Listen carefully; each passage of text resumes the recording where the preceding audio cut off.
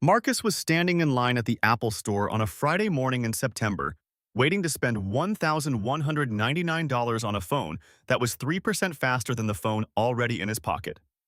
He knew the specs. He had watched every review, read every leak, refreshed every rumor site for months.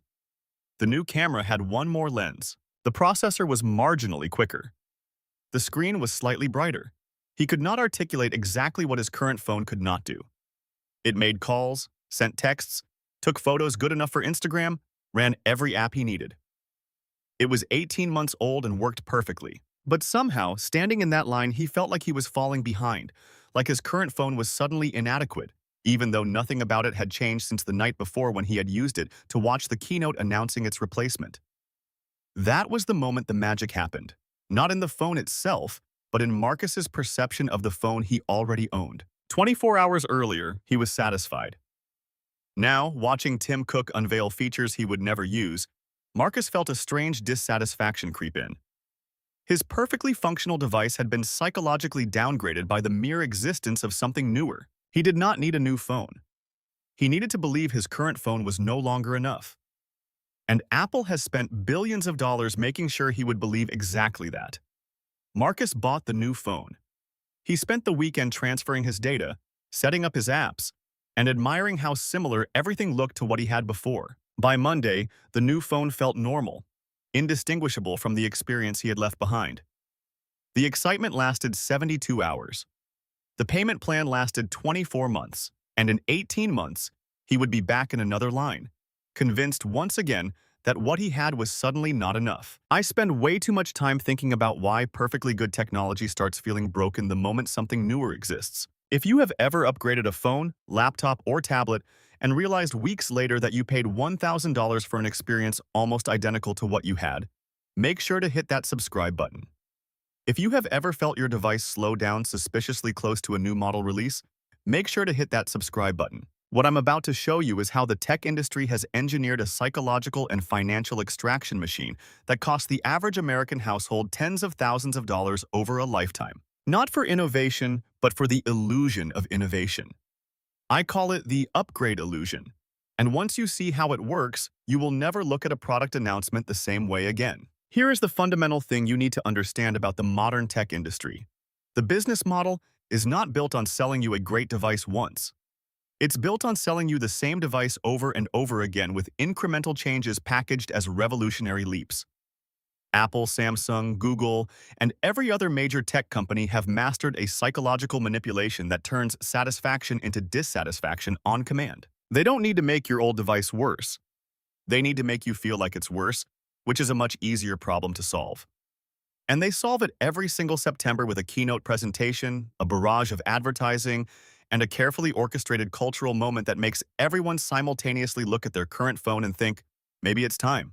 The numbers behind this illusion are staggering. According to data from Counterpoint Research, the average smartphone replacement cycle in the United States is approximately 2.8 years.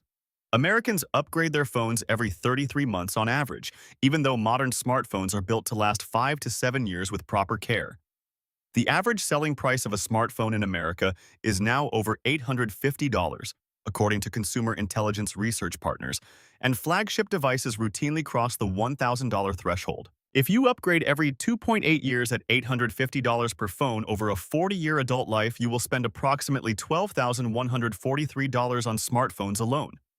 And that's before you add cases, chargers, accessories, Apple Care, and the monthly financing charges that most people now use to avoid feeling the full pain of payment. But smartphones are just the beginning. Add laptops replaced every 3 to 4 years at an average of $1,200 each.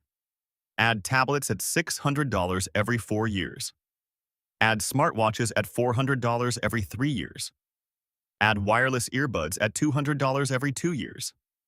Add smart home devices, streaming dongles, and the endless parade of gadgets that marketers convince you are essential until the next version makes them feel obsolete. A 2023 report from the Consumer Technology Association found that the average American household spends approximately $1,700 per year on consumer electronics over a 40-year adult life. That's $68,000, the price of a luxury car, a down payment on a house in most markets, or approximately $340,000 if invested in an index fund at 8% returns over the same period. You are not buying technology. You are buying scheduled dissatisfaction manufactured by companies who profit from making you feel perpetually behind. Let me show you exactly how the upgrade illusion works, because the machinery behind it is both elegant and ruthless. The first mechanism is planned obsolescence through software, the deliberate slowing of older devices through operating system updates designed for newer hardware. In 2017, Apple admitted to throttling the performance of older iPhones to compensate for aging batteries, a practice that resulted in a $500 million settlement and confirmed what users had suspected for years. Their phones were not imagining the slowdown that seemed to coincide with new model releases. But software obsolescence goes beyond throttling. Each new operating system version requires more processing power, more RAM, more storage, resources that older devices have in fixed quantities. Your 3-year-old phone can still technically run the latest iOS or Android update, but it runs it slower, with more lag, with apps that crash more frequently, with a battery that drains faster because the software demands exceed what the hardware can comfortably provide. You didn't break your phone. The manufacturer updated it into degradation, and the only solution they offer is purchasing the new hardware designed for the new software. The second mechanism is planned obsolescence through hardware, the deliberate design choices that make devices difficult or impossible to repair. According to the U.S. Public Interest Research Group, the right to repair movement exists specifically because manufacturers have made batteries non-replaceable, screens proprietarily fused, and parts unavailable to independent repair shops. An iPhone battery replacement through Apple costs $89 to $119 and requires an appointment at a certified location. The battery itself costs approximately $15. The rest is labor and artificially restricted access. Many consumers facing an $89 repair bill on a 3-year-old phone conclude that they might as well put that money toward a new device. Exactly the calculation the manufacturer intended. The third mechanism is the most insidious, the annual release cycle itself. By launching new devices on a predictable schedule, tech companies have trained consumers to experience their current device as increasingly obsolete with each passing month. The phone you bought in January feels cutting edge. By September, when the new model is announced, the same phone, unchanged, still perfectly functional, feels like last year's technology. The keynote presentation doesn't just market the new device, it systematically markets dissatisfaction with the old one. Every feature highlighted implicitly suggests your current device lacks something important. Every camera comparison shows your photos as slightly inferior. Every performance benchmark implies your device is falling behind. You are not watching a product announcement. You are watching a carefully scripted psychological operation designed to manufacture desire for something you don't need by manufacturing discontent with something that still works. Now, you might be thinking that technology does actually improve, that new phones are genuinely better, and that upgrading is rational because you are getting real value. And here is where I need to challenge what better actually means in practice. A flagship phone from 2022 and a flagship phone from 2025 are both capable of doing everything 95% of users actually do with their phones. Texting, calling, social media, photography good enough for Instagram, email, navigation, streaming video, and basic productivity tasks. The 2025 phone does these things approximately 3 to 5% faster, with photos that are marginally better in low-light conditions that most users rarely encounter, with a screen that is slightly brighter in direct sunlight, which makes no difference indoors, and with a battery that lasts about the same amount of time because efficiency gains are offset by larger screens and more power-hungry features. The improvements are real but imperceptible in daily use. You cannot feel a 5% speed improvement. You cannot see the difference between a 20-megapixel photo and a 24-megapixel photo on a phone screen. You cannot meaningfully experience the incremental upgrades that marketing departments present as transformational leaps. A study from Wayne State University found that users could not reliably distinguish between flagship phones across generations in blind tests when performing everyday tasks. They could tell the difference in synthetic benchmarks, tests designed specifically to highlight performance gaps. But in actual usage scenarios, the phones felt functionally identical. This means you're not paying $1,000 for a better experience. You're paying $1,000 for the knowledge that you have the newest version, a psychological satisfaction unrelated to practical utility. And here's what most people do not realize about the comparison between old and new devices. The alternative to buying a new flagship is not suffering with obsolete technology. It is buying nothing because your current device still works, or buying a refurbished flagship from 2 generations prior at half the price with 95% of the performance. A refurbished iPhone 13 Pro in 2025 costs approximately $450 and does virtually everything an iPhone 16 Pro does for daily tasks. The 2-year-old flagship is not obsolete. It is arbitraged. It performs at a flagship level at a mid-range price because the upgrade illusion convinced its original owner to trade it in for something marginally better, flooding the refurbished market with excellent devices that the marketing machine tells you to ignore. Now let me show you the lifetime math of escaping the upgrade illusion, because this is where the financial impact becomes genuinely life-changing. Take two people with identical tech needs. Person A upgrades their smartphone every 2 years at $1,000 each, buys a new laptop every 3 years at $1,400, replaces their tablet every 4 years at $700, and updates accessories like earbuds and watches at the pace manufacturers suggest. Person B keeps their smartphone for 4 years, buys refurbished flagships from 2 generations prior, keeps laptops for 6 years with 1 battery replacement, and only replaces accessories when they actually stop working. Person A spends approximately $2,800 per year on personal tech. Person B spends approximately $900 per year, a difference of $1,900 annually. Over a 30-year adult working life, Person A spends $84,000 on personal technology. Person B spends $27,000. The difference is $57,000 in direct spending. But the real cost is the opportunity cost.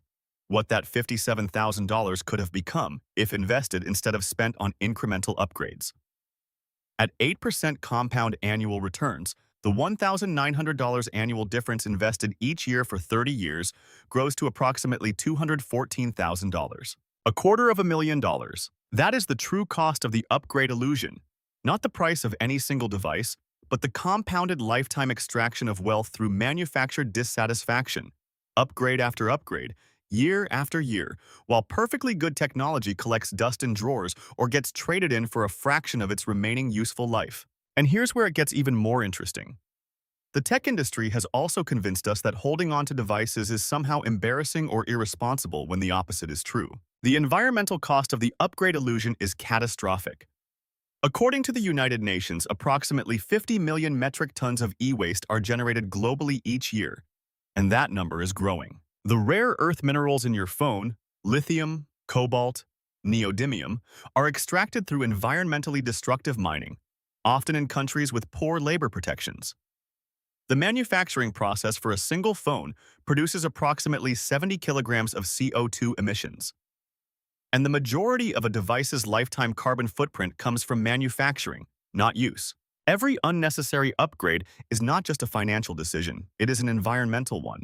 The person using a 4-year-old phone is not behind the times. They are making a more rational economic decision and a more responsible environmental one.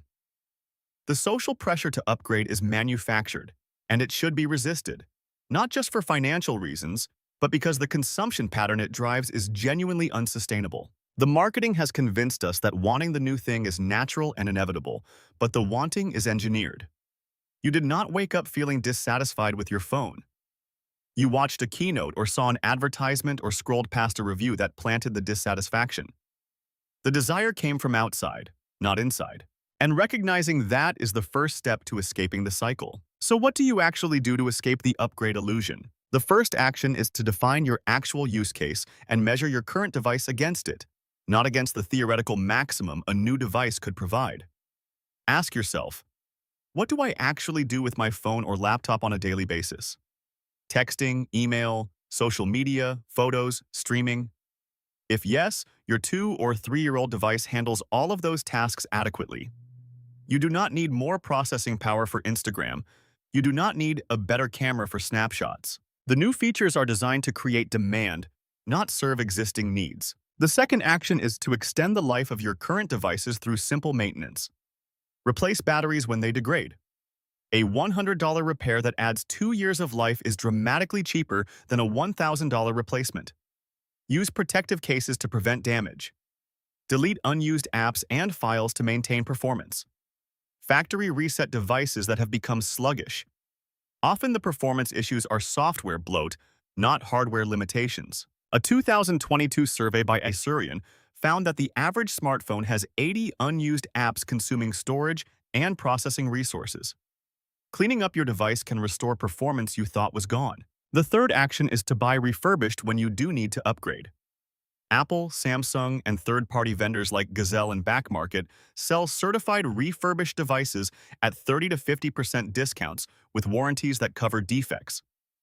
A 2-year-old refurbished flagship is virtually indistinguishable from a new mid-range device in daily use, at a lower price with the same reliability. The stigma around refurbished is manufactured by companies who profit from selling new. The devices themselves are excellent. The fourth action is to set upgrade intervals based on actual need, not marketing cycles. A good smartphone should last 4 to 5 years. A good laptop should last 6 to 7 years. A good tablet should last 5 to 6 years.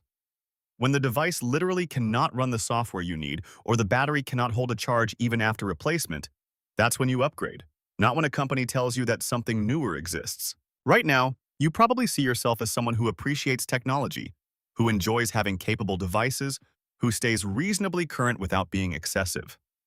That identity feels balanced and rational. But there's another way to see it. Every upgrade cycle you participate in is a vote for a system designed to extract maximum revenue from manufactured dissatisfaction.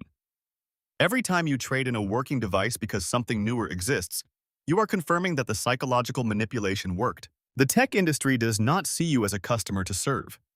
It sees you as a resource to harvest on a predictable schedule. And it has engineered an entire cultural apparatus, product announcements, influencer reviews, social media hype, trade-in programs, to ensure you show up every 2 to 3 years with $1,000 ready to exchange for an experience almost identical to what you already had. Marcus is not reckless. He is the perfect customer. He waited in line to pay $1,199 for a 3% improvement he cannot perceive. And in 18 months, he will do it again, never calculating the lifetime cost because the payments are spread across months, and the dissatisfaction is manufactured fresh each September. The upgrade illusion works because it attacks your perception, not your device. Your phone did not become worse when the new model was announced. Your perception of your phone changed because billions of dollars were spent changing it. The only escape is to recognize the manipulation for what it is and to measure your device against your actual needs rather than against an artificial standard designed to make you feel perpetually behind. You are not behind. You are being told you're behind by people who profit when you believe them. Your 3-year-old phone works. Your 5-year-old laptop works. The dissatisfaction you feel is not coming from the device. It is coming from a marketing machine that needs you dissatisfied to survive. Unplug from the illusion. Keep what works. Invest the difference. If this changed how you see your next upgrade, hit that like button and subscribe. I'll see you in the next one.